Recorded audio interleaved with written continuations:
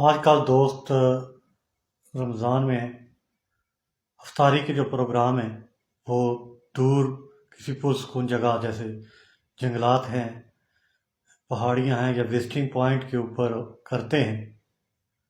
افطاری کا بہت اچھا اہتمام کرتے ہیں، زبردست قسم کا اہتمام۔ اللہ تعالیٰ بھائیوں کی دوستوں کی افطاریاں قبول فرمائے اور رمضان کے فیض و برکات عطا فرمائے۔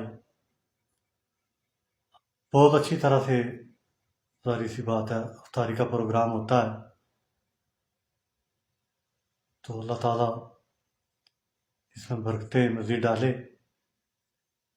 یہ تو ایک پہلو ہے، لیکن دوسرا پہلو یہ ہے کہ جب افطار کا پروگرام اینڈ ہو جاتا ہے تو جتنا ڈسپوزیبل مٹیریل ہوتا ہے یہ جوان بھائی ادھر ہی پھینک کے آ جاتے ہیں۔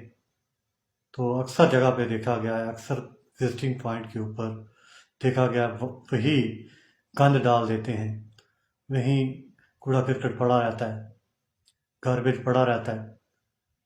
تو اسلام ہمارا مذہب ہے، یہ تو ظاہر سی بات ہے صفائی پہ فوکس کرتا ہے۔ ہم ایک طرف بہت اچھا کام کرتے ہیں، دوسری طرف جو ہے وہ